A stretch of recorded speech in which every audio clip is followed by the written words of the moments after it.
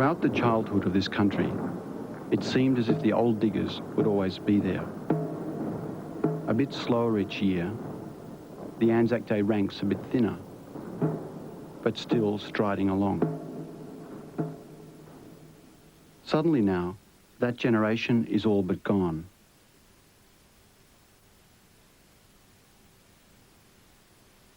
"641 men and 7 women went off to what they called the Great European War from the tiny sheep town of Hay.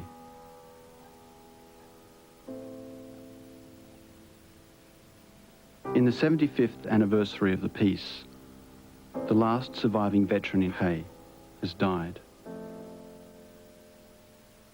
It is the end of a cycle. The same year, 14 men and 7 women from elsewhere in Australia went back to the Western Front for the last time.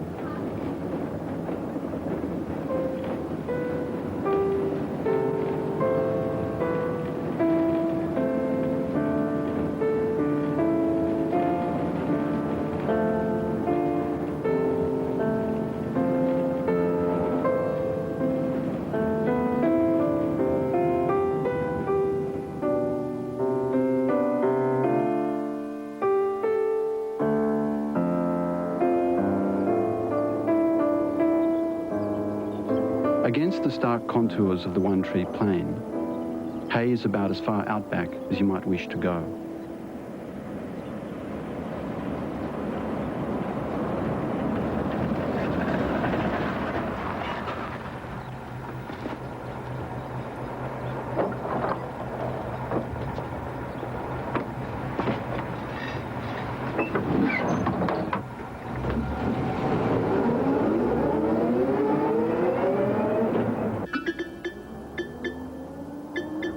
The isolation and the uncertain climate breed self-reliance and a strong sense of community.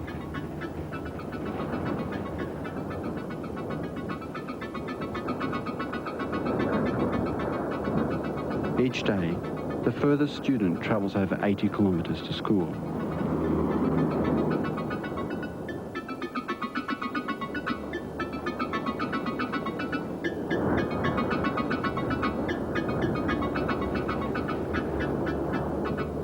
In the Hay district, virtually everyone who could enlisted in the First World War. 103 were killed and more than 200 wounded.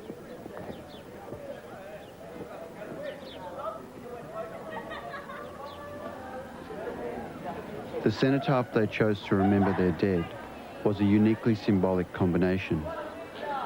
The Hay War Memorial High School.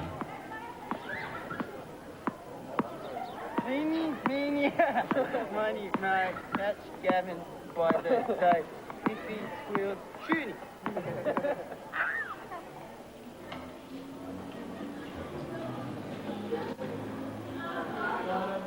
Emma Codling, Karen Smith, Damien Wall, Shane Fay, Mary Ellen Fitzpatrick, Travis Baird, Keezer, Jason Walter, Chelsea Baird, Nikki Booby, Erin Donahue, Michelle Gibbs, Andrew Fale. The names on this honour roll look down on grandnieces and nephews, a community of family and neighbours. Immigration here has barely dented the old monoculture. There is no push in Hay for a new flag. The band in the pub plays under a photograph of the Queen. On April 25th, on the date of the Anzac landing, the whole town takes part in an elaborate procession which climaxes at the school. For the old Australia, this is as near a holiday as you can get. Now No time was wasted in 14. Up and away to war, somewhere, anywhere. As we enter the 21st century, the First World War is already the war of great-grandfathers and great-uncles. Its meaning and its memory are beginning to drift. In Albany Harbour, the ships of the 1st Expeditionary Force were mustered, guarded among other warships.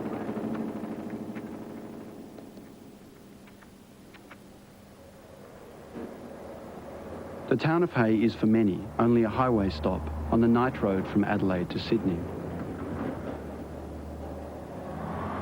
The population is about the same as it was in 1914.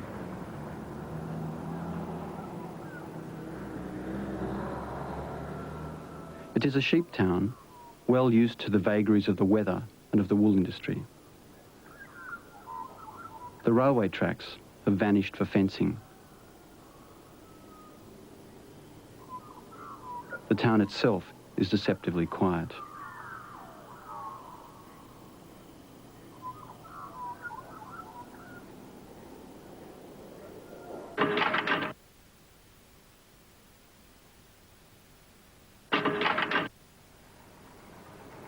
These are the original slides which record Hay's enlistment in 1914.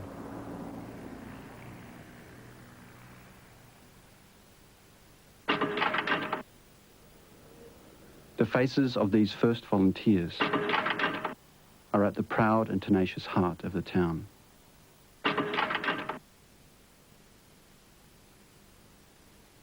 Yeah, well, there's not a great lot as far as my father goes. I know he fought in the First World War. He fought in various places in Corone. And like I say, I never ever questioned him to know any details, not thinking that I'd ever be in it myself at one time, but I know he had very bad trench feet and he was wounded. He had a very bad time of it there and many months in the hospital. But as I say, he was one of those sort that never spoke. Being a young fellow myself, never asked questions, and I suppose I didn't learn a great lot from him in that respect. And I suppose a lot of us, when we've been through certain things, we don't like to talk on a lot of these matters, because I know it's not a very pleasant sight or anything for anybody. But when I joined up, I know in the Second World War, I think it was more or less a venture. It's sort of something to, more or less an adventure, like to see what the other side was doing, see what was going on, you see.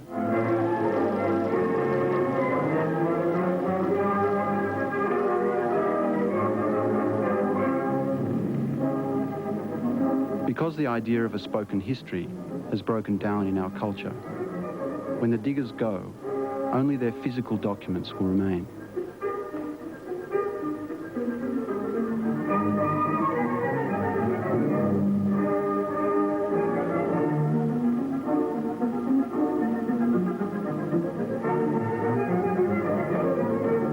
Because the films, the letters, and the photographs are so fragile and so easy to manipulate, each generation changes and interprets them according to its needs.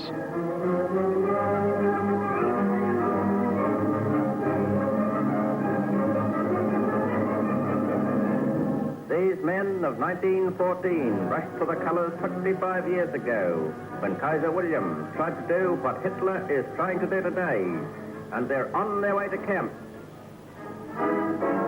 In the digital age, history becomes plastic.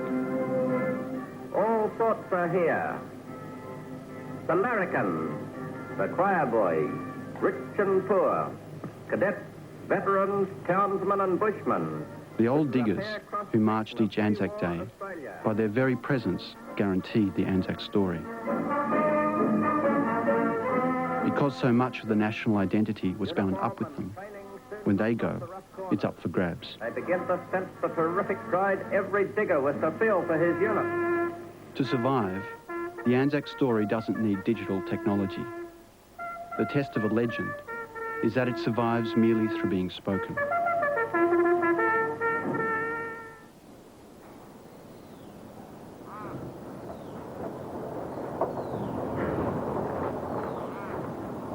My My father left the property to join up with his mates in 1916.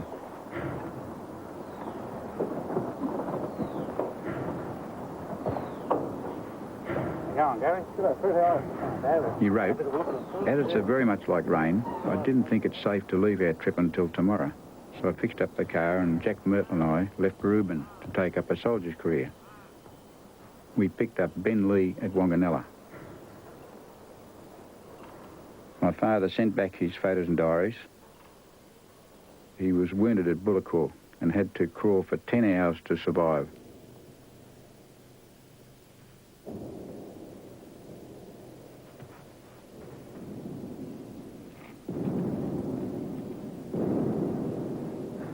A few months later, he caught a gas shell. 17th of July. I was wounded at 2 this morning, and I found myself with a leg off and badly gassed. He never complained about losing his leg and never admitted to being disabled.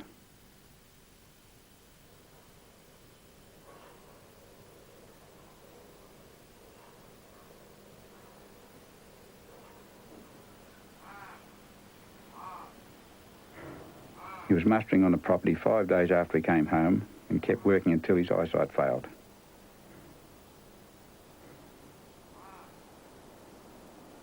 He wrote, 19th of March, "My first day after returning from the Great European War, I had a few visitors, but Reuben seemed terrible quiet.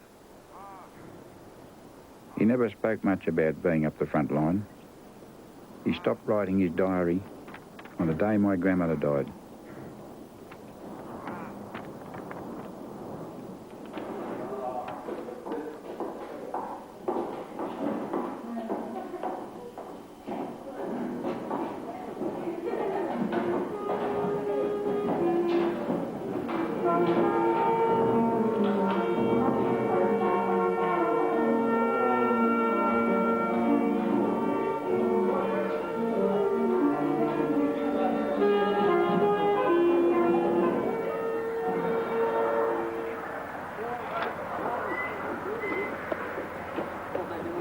Small drum, Ernie?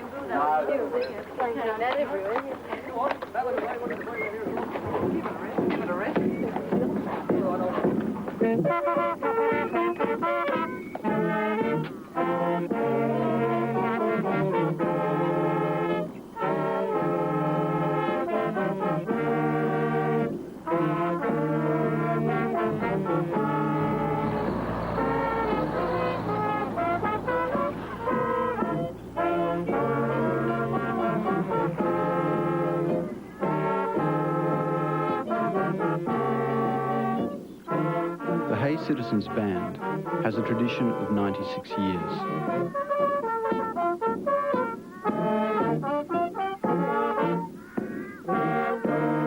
Every year, it leads the Anzac Day March. It is the same band that farewelled the Hay Volunteers when they went off to war in 1914.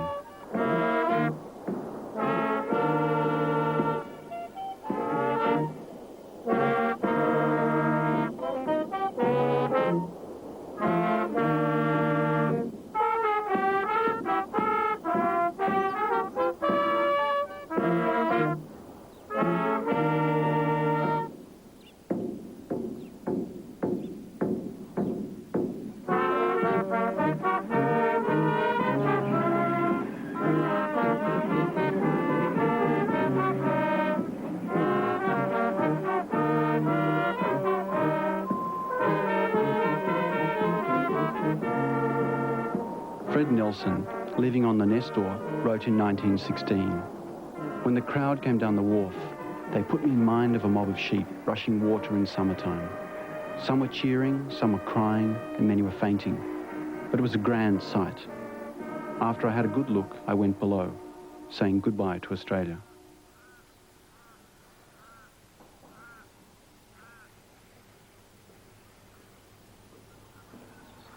Ralph Anderson is one of the names on the Hayes School plaque.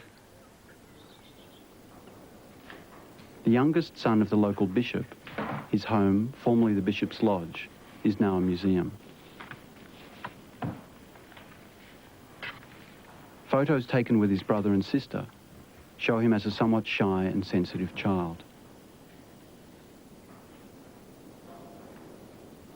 He enlisted with his older brother Sleeman late in 1914. Ralph served at Gallipoli with the Light Horse. In August, there were more than 2,000 casualties. His letter home was a standard issue. Censorship, which was for the first time now widely practiced, meant that there was no space in his letter to record the tragic and bloody events he'd witnessed.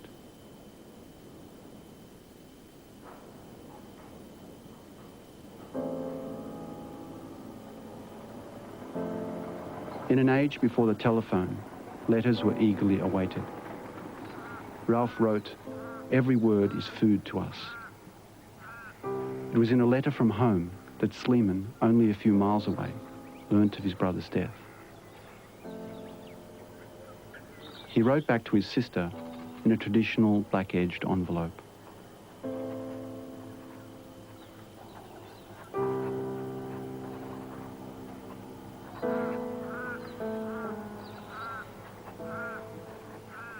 Later, Sleeman had a cigarette case engraved to the memory of his younger brother, which he treasured until his death.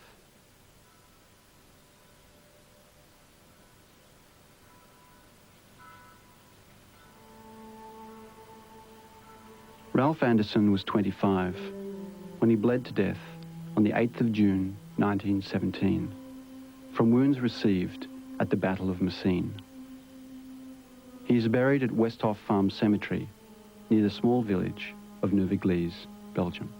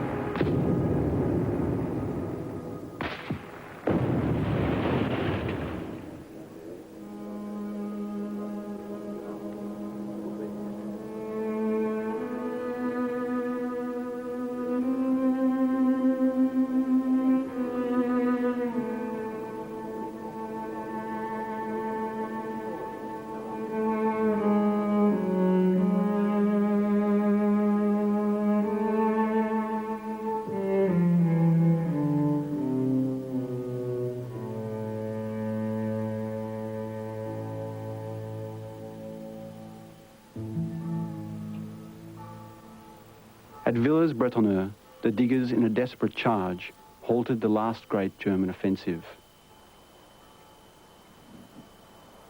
75 years later, they are here not to glorify war, but to honour their mates.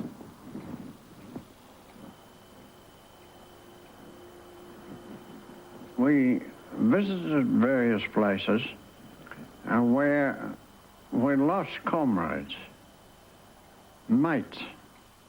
And mateship in the army is something entirely different. You know the stories of fellas that went out into no man's land to try and pull in the poor wounded bloke there and got shot themselves.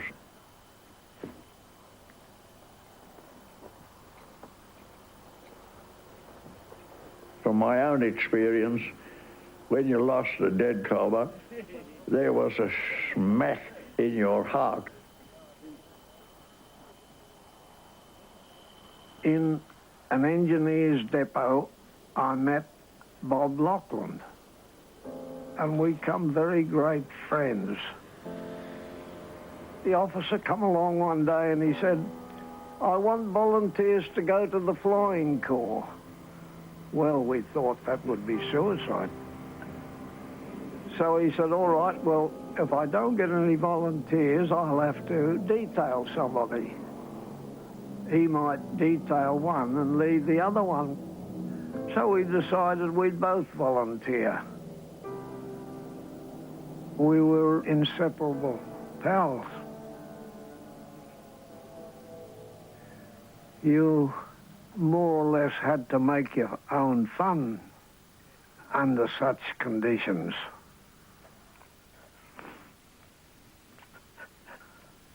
When he was killed, it was very, very upsetting.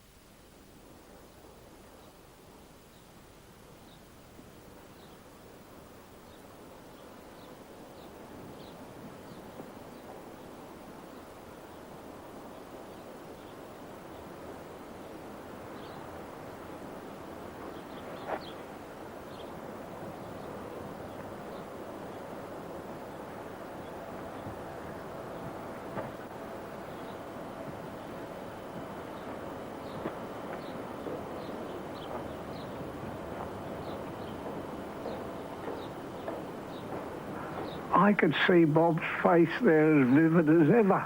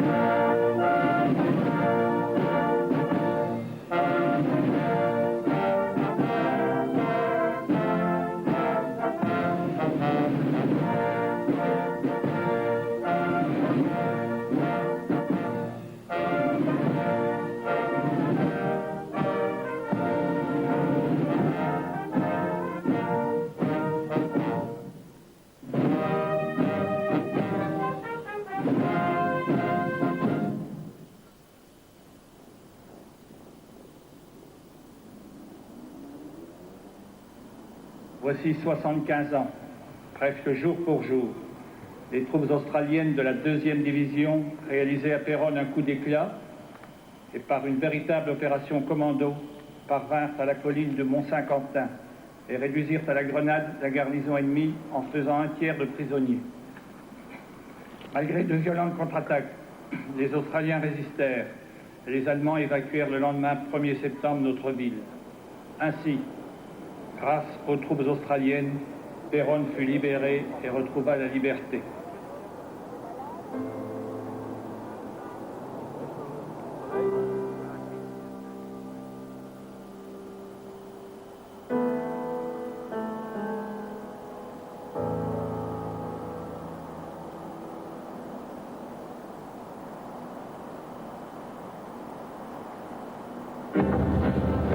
The First World War marks the first time that the new principles of the production line were scientifically applied to the business of killing.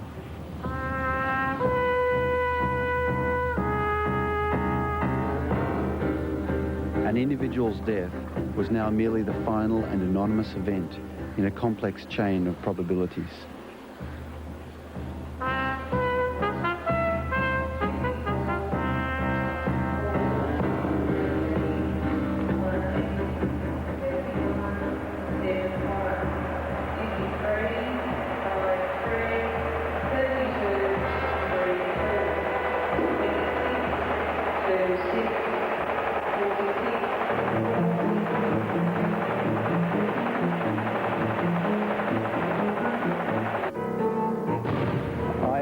had occasions when a man beside me caught a heavy machine gun burst. A shell burst over there, or one over there. 2 fellas that get killed, and 2 fellas don't get touched. Just sheer luck.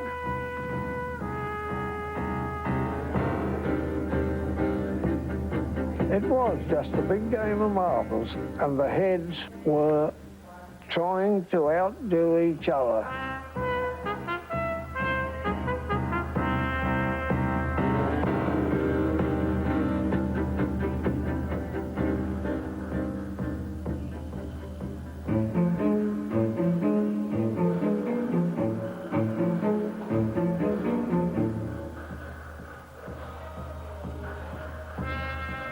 You see men being killed all around you, and in one way you feel lucky that you aren't one of them. But honestly, sometimes you wish it was you.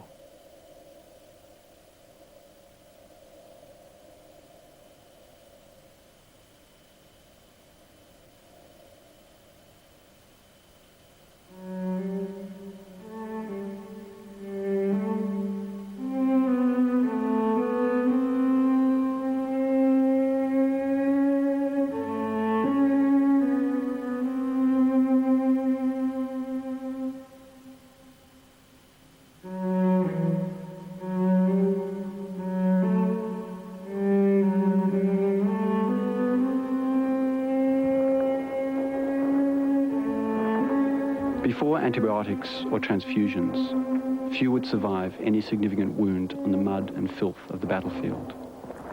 Amputation or death were the likeliest outcomes.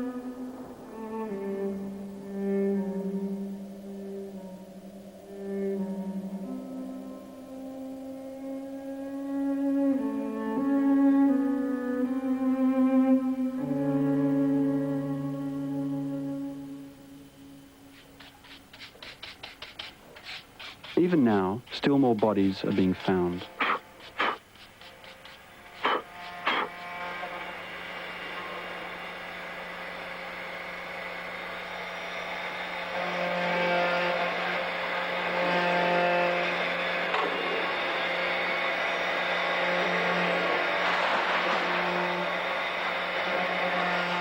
The War Graves Commission is responsible for more than 1,000 cemeteries along the Western Front.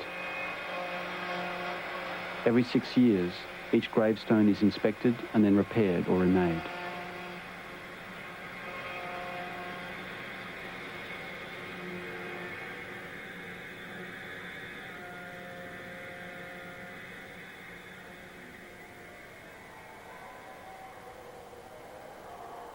The words on these engraving plates seem to have an innocent quality.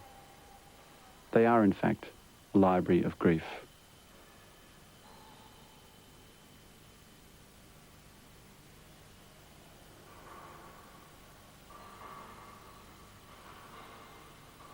The people who knew these men are themselves fading away.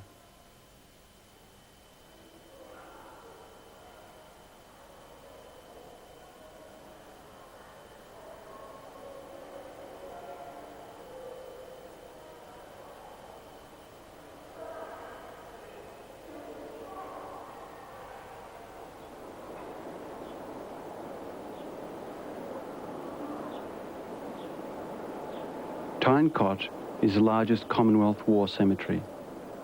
Within it are nearly 47,000 names, including 1,300 Australians.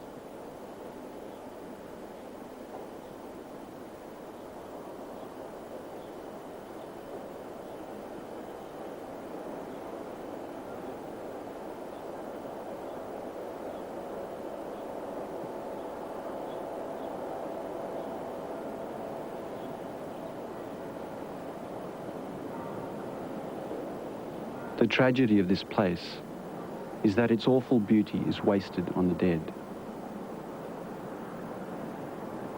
It is envisaged that it will be maintained forever.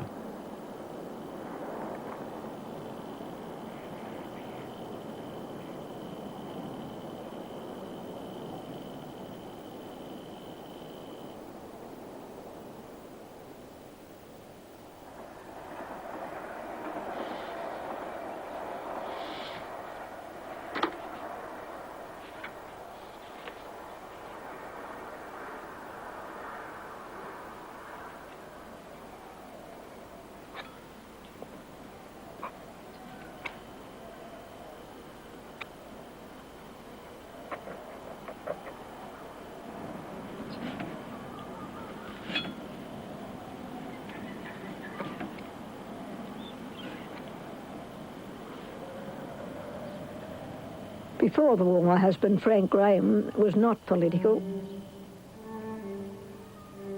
He loved having holidays in the bush with his mates.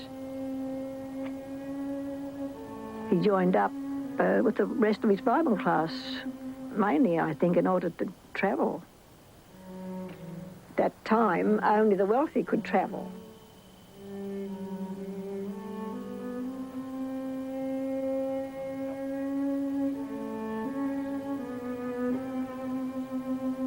The Australians were famous for sightseeing. In this case, Frank's visiting Stonehenge. His outlook was broadened through seeing other places, and he had several romances. Now, this was, I should say, a long time before we met.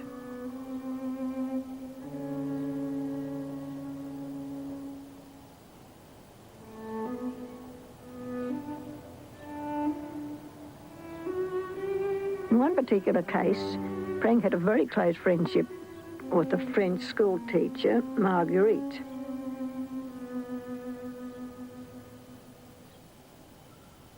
She painted her own cards. This is a French swan with two black Australian swans. This wattle she painted from a sprig Frank took over to France, which he always kept.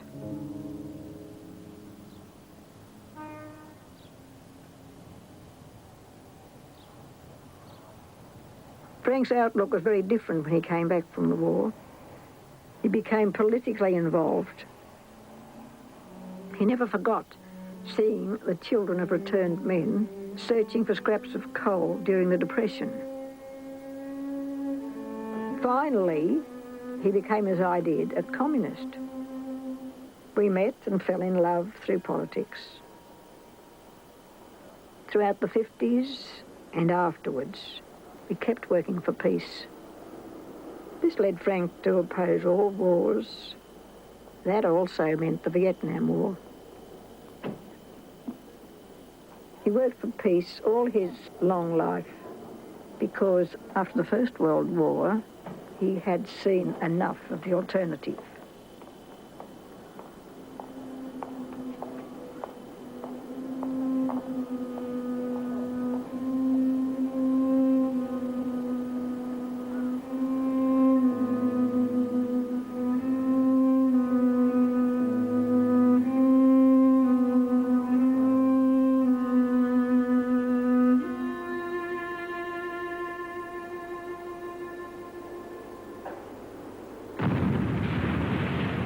When we were working on the dairy farm, if it was a bull calf, I had the job of killing it and boiling it to feed the pigs. If it wasn't used straight away, it began to smell horrible. And that was a similar smell as what we got on the battlefield. There were corpses, pieces of corpse.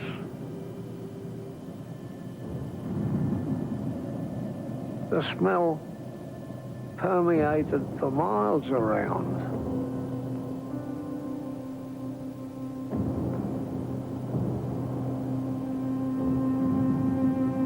I have seen us take prisoners. the first thing we do is give them half of our rations. We shake hands with them. The whole thing seemed to be so silly.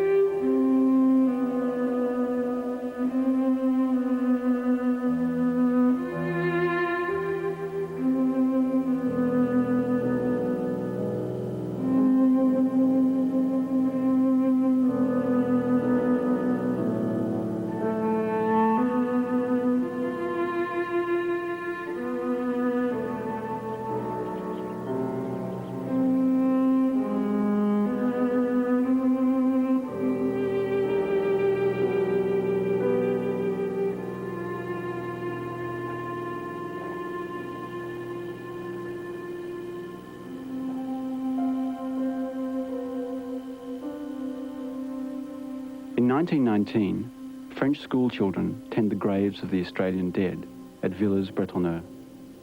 Their school was rebuilt as a gift from the schoolchildren of Australia.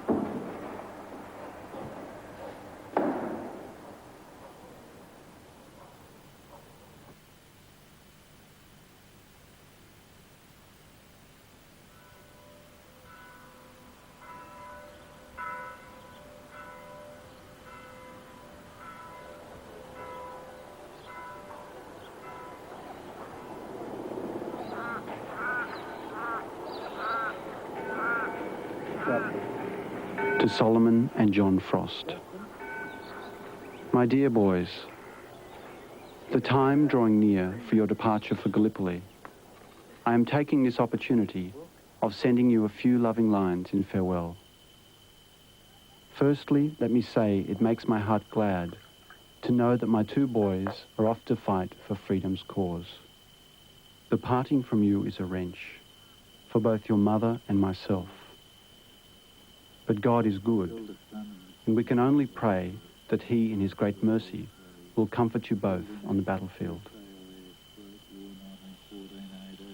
My dear boys, I know you will be a credit to us, but in war, new phases of life will announce themselves, also many temptations. Beware of these latter, and forget not your Christian teachings and prayers. I am hopeful that you will be together on embarking. Don't forget to write to me at every opportunity, as my heart is with you, as is also your mother's. I will say no more, except that I cannot get to see you off. Goodbye, my sons. God watch over and guard you both in the sacrifice you are making, and good luck attend you always. Again, goodbye. Fondest love and kisses from your ever-loving father, Patrick Frost.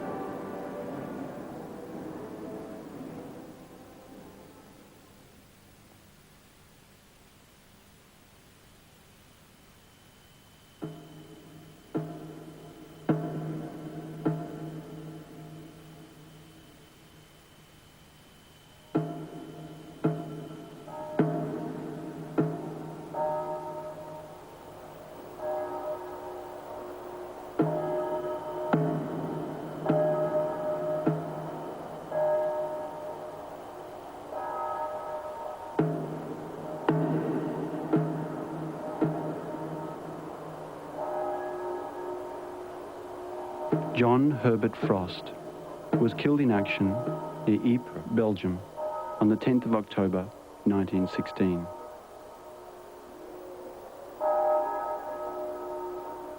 His brother, Solomon Charles Frost, was killed a year later in the same area, on the 17th of October, 1917.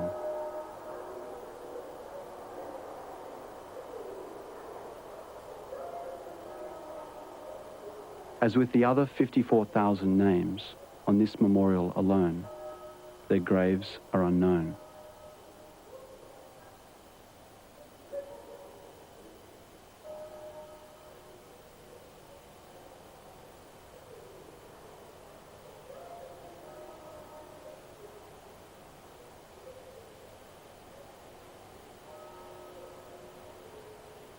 Robertina Frost was too shocked to complete her son's entry for the honour roll. It was 75 years before her niece completed the original form. Moffat Street, Hay. New South Wales. New South Wales, we don't put a code number then. No. Town of Any, Hay. District, Hay. Riverina. Date of death, 10th of October, 1916. Place where killed or wounded, we can put that in.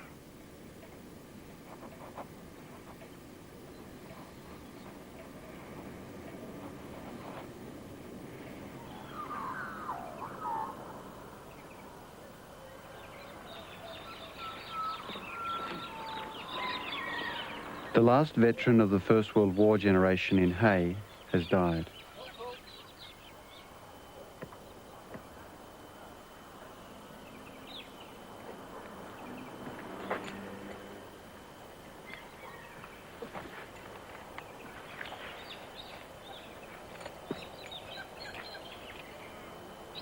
Lest we forget. Lest we forget.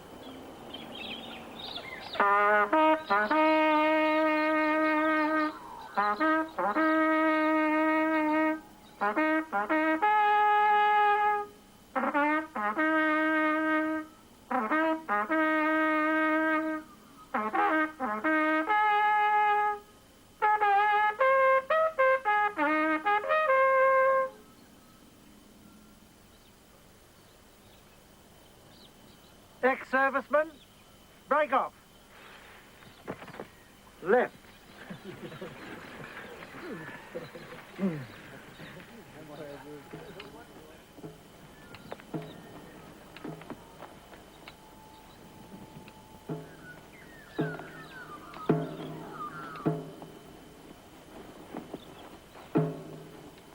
The Australian Imperial Force is not dead.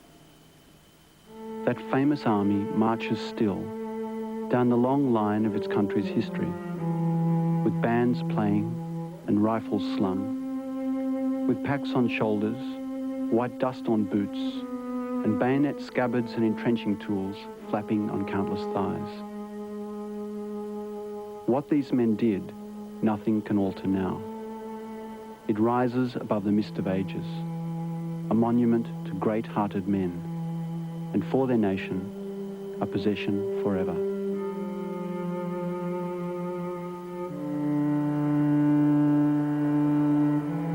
The people that matters that were running the thing, with a stroke of the pen, could have stopped everything. The men fighting each other, if they don't do what they're told, they're court-martialed and shot. The Kaiser might have been wrong in the first place, but then there should have been other ways of fixing it up.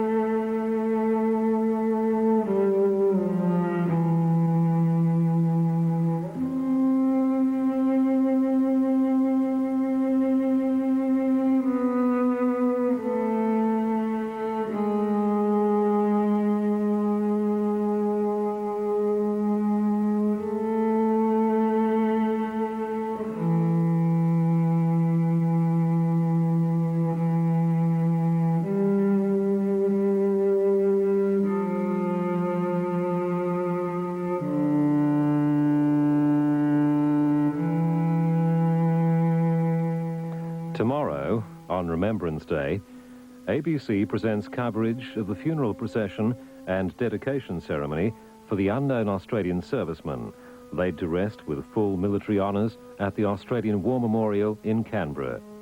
The tomb of the unknown Australian soldier, tomorrow morning at 10 o'clock.